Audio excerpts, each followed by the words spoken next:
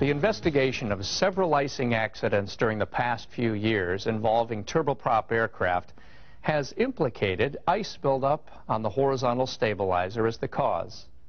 The result? An uncommanded pitch down of the aircraft nose or other severe control problems when the flight crew extended flaps.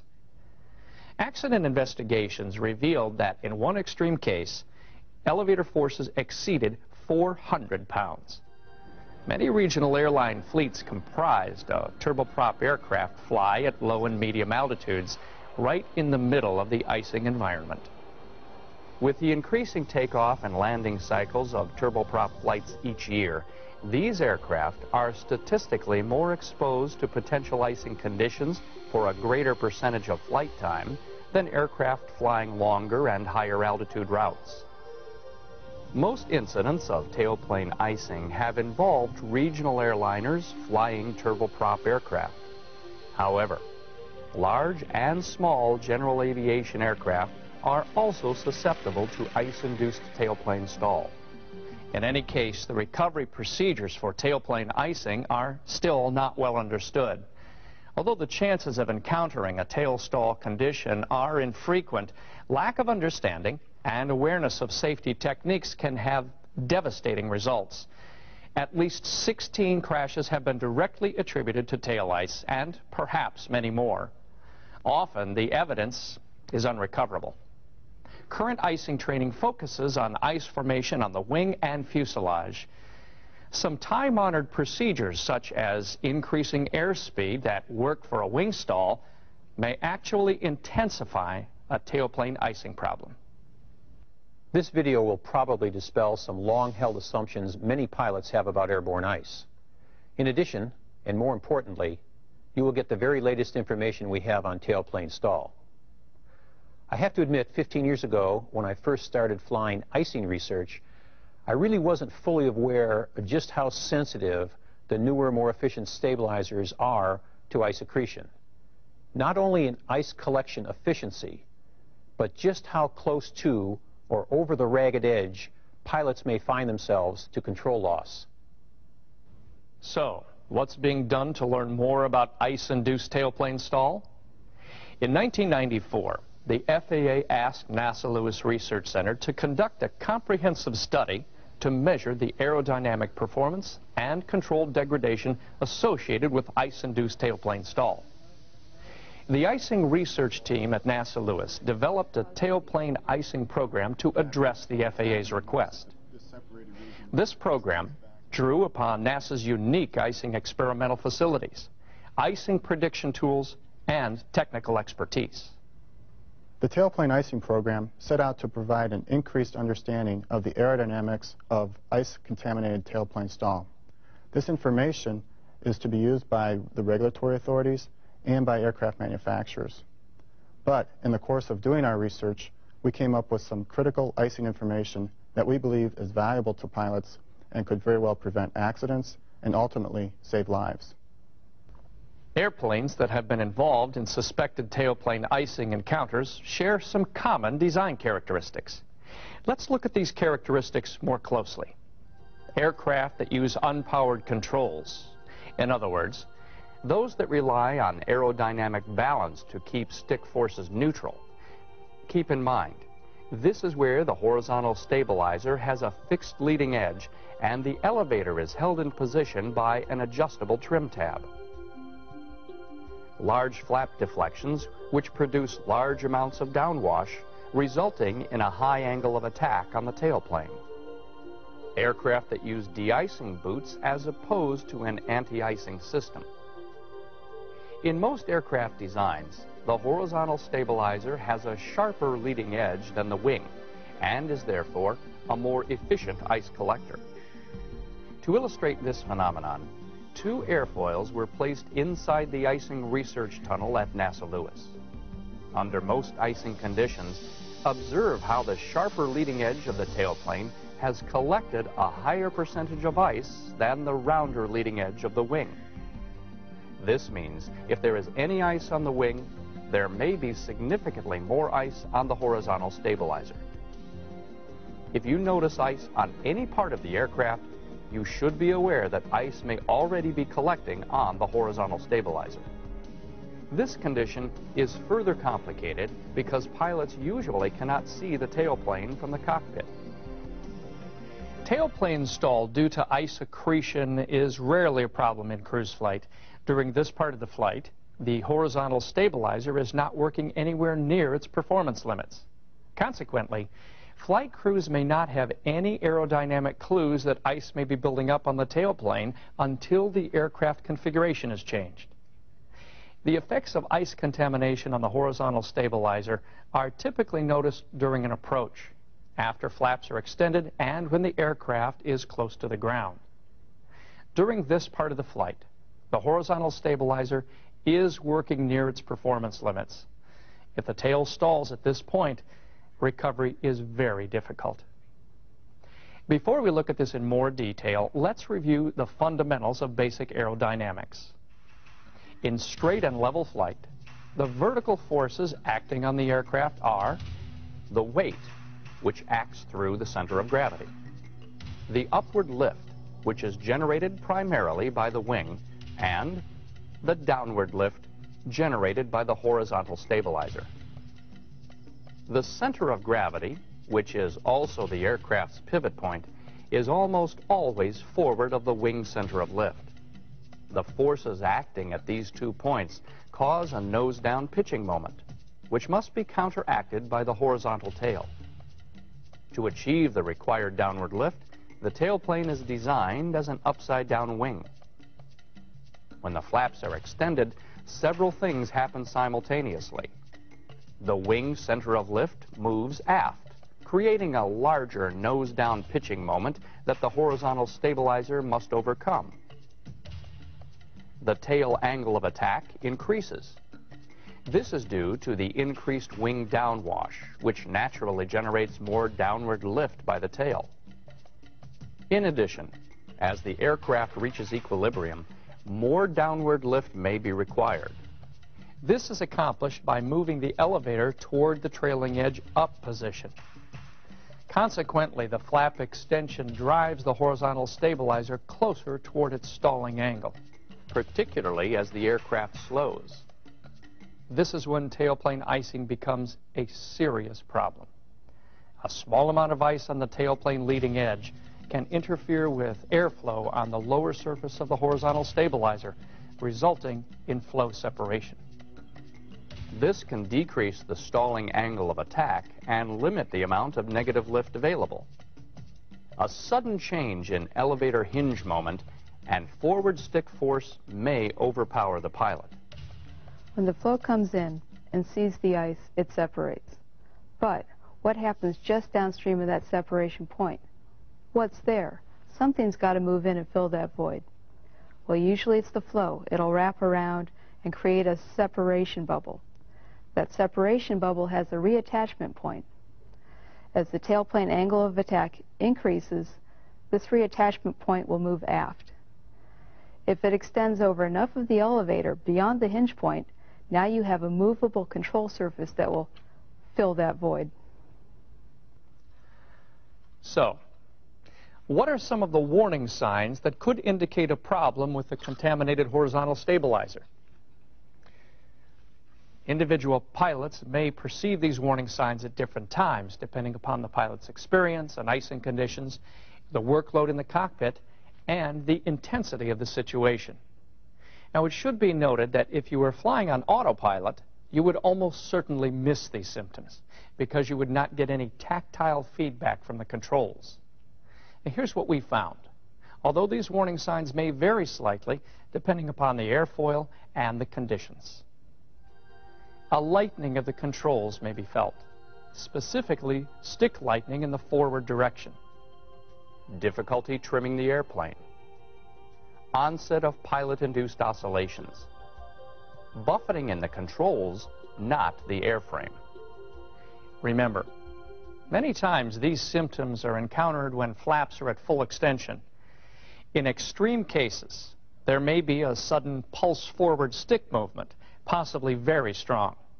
The nose of the aircraft may suddenly pitch down, and it is very possible that this may not be recoverable on final approach because of the low altitude of the aircraft. Symptoms of tailplane stall can actually be pretty subtle, or they actually can come right up and bite you. For instance, the normal progression is first you feel a lightening in the yoke, particularly in the forward direction. And this can lead to PIO, which is pilot-induced oscillation. And this happens because the control balance is changed. Now it's very easy to push forward on the yoke and much more difficult to pull aft, so you wind up with a pilot-induced oscillation situation. It can progress from there into the yoke actually trying to come out of your hands and go forward. You'll feel forward pulsations and forward movement on the yoke. The worst case scenario is where that yoke is actually snatched forward right to the stop, and you're unable to pull it back. As a matter of fact, in some cases, and in our case in particular, we've had force pressures of over 170 pounds of force in order to get the yoke back.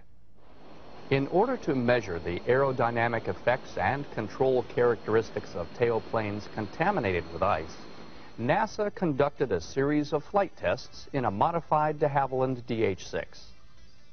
To simulate various icing encounters, polyurethane ice castings were attached to the tailplane. The ice shapes were made from impressions taken from a full-scale DH-6 tailplane tested in the Lewis Icing Research Tunnel. The DH-6 was outfitted with instrumentation to monitor and record aircraft performance data, such as aircraft and tailplane angle of attack, airspeed, and tail surface pressure. All control surface deflections were recorded to measure the pilot input. Yoke and rudder control forces were also recorded. Video cameras monitored tufts attached to the lower surface of the horizontal stabilizer. Cockpit cameras captured pilot reactions and a view of the horizon during the maneuvers. So what did NASA researchers find out during flight testing? Results of the flight test reveal that there are 3 paths that can lead to tail stall conditions if the horizontal stabilizer is contaminated with ice. These are increasing flaps, increasing speed, increasing power. Let's take a closer look at the effects of each of these paths by reviewing some video recorded in flight by the research team. Now be aware, this work was conducted in a highly structured research environment with qualified test pilots and flight test engineers to interpret the many visual and real-time data cues that identify approaching tailplane stall conditions. Intentional maneuvers to induce tailplane stall are not recommended in a non-controlled environment.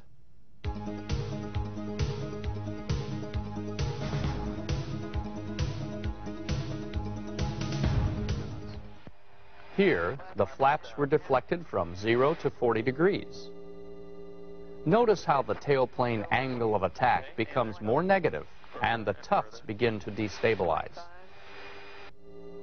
The yoke buffet indicates a separation and reattachment of airflow, making it difficult to keep the aircraft in pitch trim. Judy, are you ready? Yeah, records are on. Okay, records.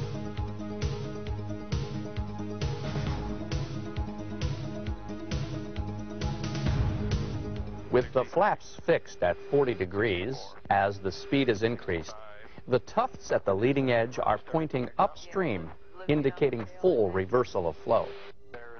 The tufts that are aft of the leading edge area indicate turbulent airflow on the rest of the horizontal stabilizer.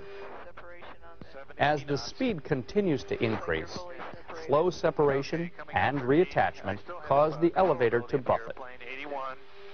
It wants to pitch over very badly right now, and pitch stability is very, very difficult. It's starting a small oscillation.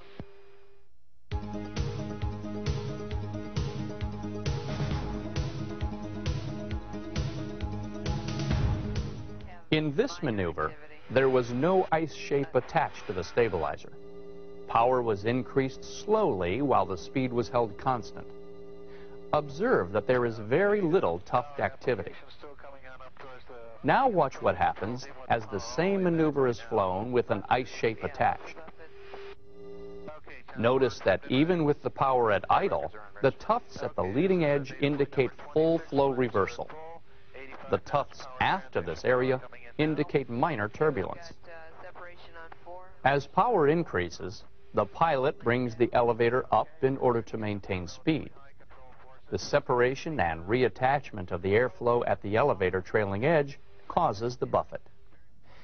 Although the goal of the research team was only to approach a tailplane stall, the crew did experience a full stall during a maneuver in which power was increased. Let's take a look. Very, very hard to control speed and even attitude in the airplane. Force is going up as high as probably around 80 pounds randomly, and I can't add any more power to it at this point. Yeah, we've got... There we are, we have to stop. Flaps up. They're already moving, okay? We started them up as soon as we went over. The tail stall occurred to us in the process of performing a power transition maneuver. The control forces built very rapidly. The nose pitched over at a very high rate. We all got very light in our seats. The co-pilot and I immediately applied recovery controls. I pulled the stick full back.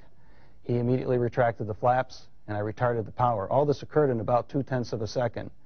The nose pitched over at about a rate of 2 to 15 degrees per second and reached a nose-low attitude of about 40 degrees before recovery controls finally took hold and the aircraft flew out of the tail stall. We lost about 300 feet of altitude in the process. So, what are some safety techniques a pilot can use to avoid a tail stall encounter? The pilot must first correctly diagnose the problem. Although the differences between tail stall and wing stall warning signs are subtle, the recovery techniques are quite opposite. With normal wing stall, the suggested recovery procedures are to add power and relax back pressure or push forward on the yoke, depending on trim. In an impending tail stall situation, the recovery is the opposite. Pull back on the yoke, reduce flaps, and on some aircraft, ease off on power. In the intensity of a busy cockpit situation, the pilot must be able to differentiate airframe buffet from yoke buffet. Now remember, with wing buffet, you will get feedback through the seat of your pants. Another clue in differentiating tailplane stall from wing stall is the aircraft configuration and speed.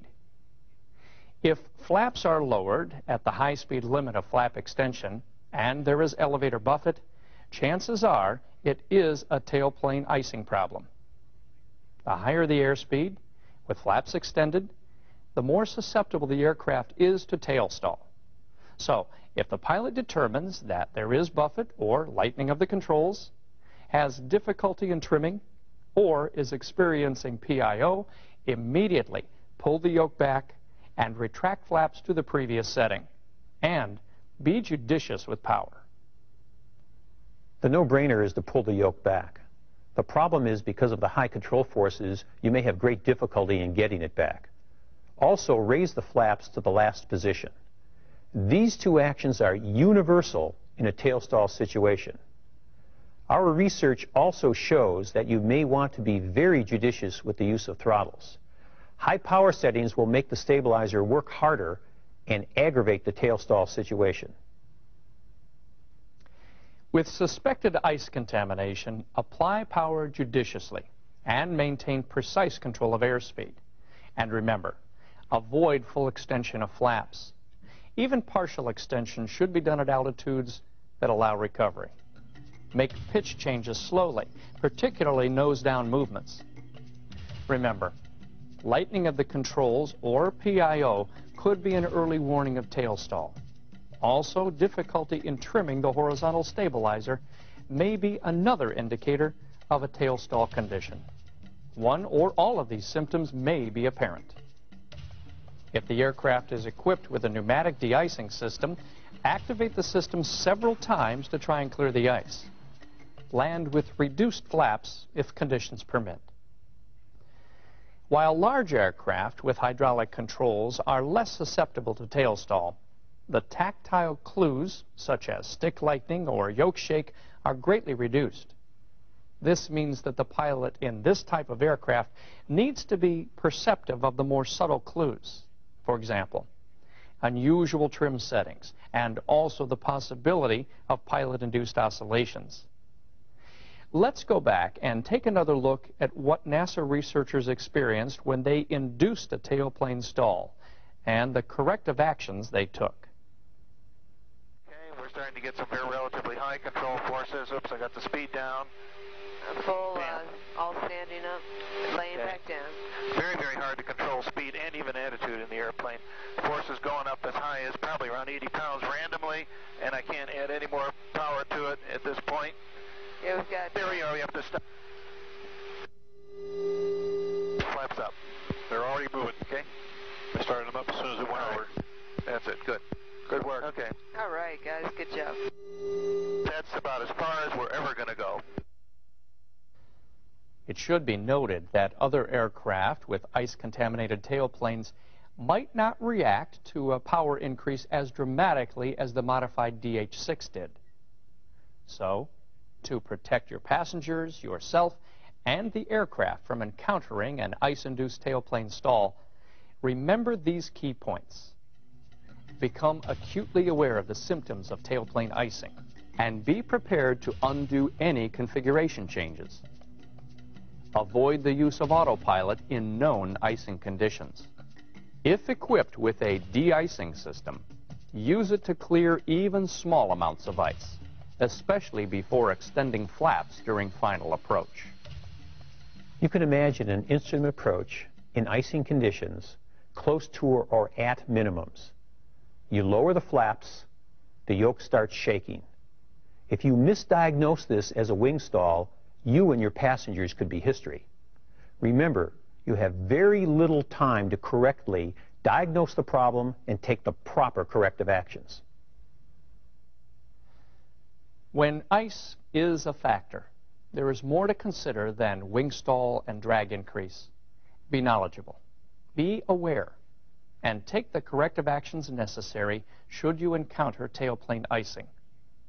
You don't want to be looked at as the probable cause in an aircraft icing accident. Remember, in almost all tailplane icing accidents, the cockpit hits the ground first.